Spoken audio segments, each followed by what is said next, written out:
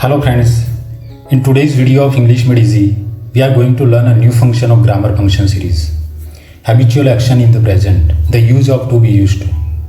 સૌપ્રથમ આપણે અહીં આપેલા 3 સેન્ટેન્સીસમાં યુઝ થયેલ રેડ ફોન્ટ્સમાં લખેલા ફ્રેઝીસનો મિનિંગ અને સ્ટ્રક્ચર સમજી લઈએ. Sentence 1, Indian people are habituated to hot weather. ભારતીય લોકો ગરમ હવામાનથી ટેવાયેલા છે. આર હેબિચ્યુએટેડ, ટુ બી હેબિચ્યુએટેડનો અર્થ થાય છે નાથી ટેવાયેલા હોવું. Sentence number 2, I am habituated to walking long distance. હું લાંબુ અંતર ચાલવાથી ટેવાયેલો છું. Sentence 3, she is accustomed to working with children. તે બાળકો સાથે કામ કરવાથી ટેવાયેલી છે. આ 3 સેન્ટેન્સીસમાં રેડ ફોન્ટ્સમાં લખેલા 2 phrases to be habituated to first 2 સેન્ટેન્સમાં અને થર્ડ સેન્ટેન્સમાં is accustomed to present time habit દર્શાવે છે, વર્તમાનની ટેવ દર્શાવે છે. આ બંને ફ્રેઝીસની જગ્યાએ આપણે to be use to, am is are use to replace કરી શકીએ છીએ. ટુ બી યુઝ ટુ પણ વર્તમાનની ટેવ દર્શાવે છે. ઉપરના 3 સેન્ટેન્સીસમાં to be use to replace કરતાં આ પ્રમાણે સેન્ટેન્સીસ હશે. Indian people are use to hot weather, I am used to walking long distance, she is used to working with children. હવે આપણે ટુ બી યુઝ ટુને ફંક્શનના સંદર્ભમાં સમજીએ. The name of the function is habitual action in the present. Function words are to be use to, am is are use to. Function words means keywords, એટલે કે એવા શબ્દો કે જેનાથી આપણે ફંક્શનને આઈડેન્ટિફાઈ કરી શકીએ. અહીં પ્રેઝન્ટ હેબિટ હોવાથી to be forms am is આરનો ઉપયોગ થાય છે. Usage is to denote habitual action in the present time. વર્તમાન સમયની ટેવરૂપ ક્રિયા કે બાબત દર્શાવે છે. અહીં આપેલા 3 એક્ઝામ્પલ્સ ઉપરથી આપણા ફંક્શનનું સ્ટ્રક્ચર સમજી લઈએ. Sentence 1, they are use to lots of noise. તેઓ ખૂબ જ ઘોંઘાટથી ટેવાયેલા છે.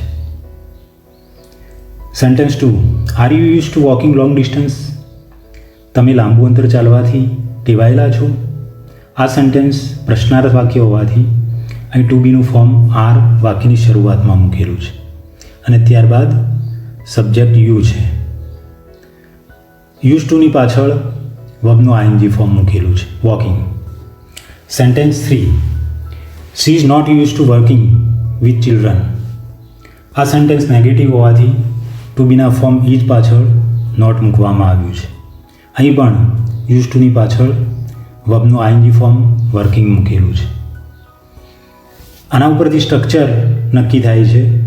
વિધાન વાક્યનું સ્ટ્રક્ચર અહીં આપેલું છે. સૌપ્રથમ સબ્જેક્ટ, ત્યારબાદ ટુ બી પ્રેઝન્ટ ટેન્સના કોઈ પણ એક form am is are plus use to plus verb ING. જો વાક્યમાં કોઈ ક્રિયાપદનો ઉપયોગ થયેલો હોય તો વર્બનું આઈએનજી ફોર્મ વપરાય છે અને જો વાક્યમાં કોઈ ક્રિયાપદનો ઉપયોગ ન થયો હોય તો પછી નાઉન મૂકવામાં આવે છે. સેન્ટેન્સ 1માં કોઈ ક્રિયાપદનો યુઝ થયેલ નથી, તેથી અહીં નાઉન મૂકેલું છે, લોટ્સ ઓફ નોઇઝ. જ્યારે સેન્ટેન્સ 2 અને 3 બંનેમાં ક્રિયાપદનો યુઝ થયેલો છે, તેથી બંનેના આઈએનજી ફોર્મ્સ મૂકેલા છે.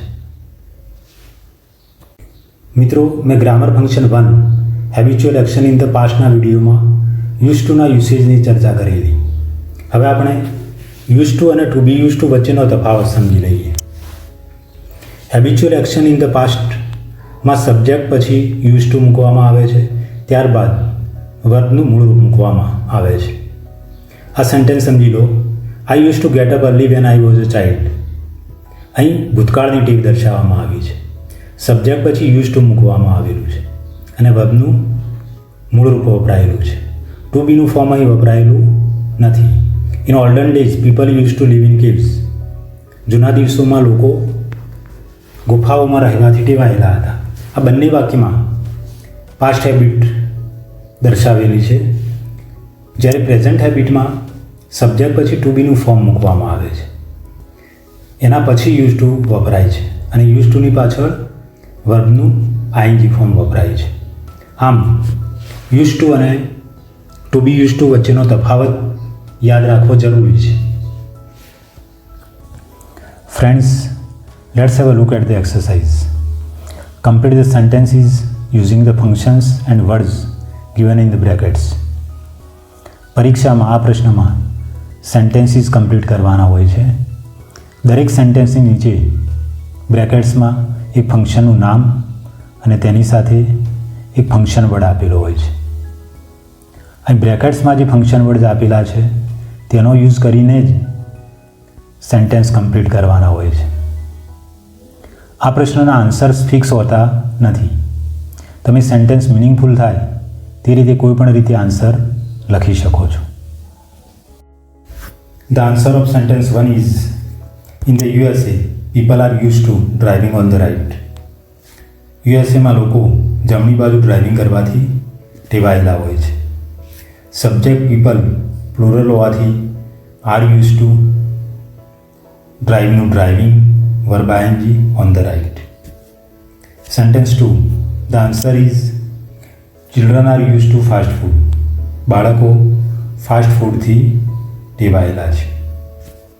અહીં કોઈ વર્બનો યુઝ કરેલો નથી, તેથી આઈએનજી ફોર્મ નથી.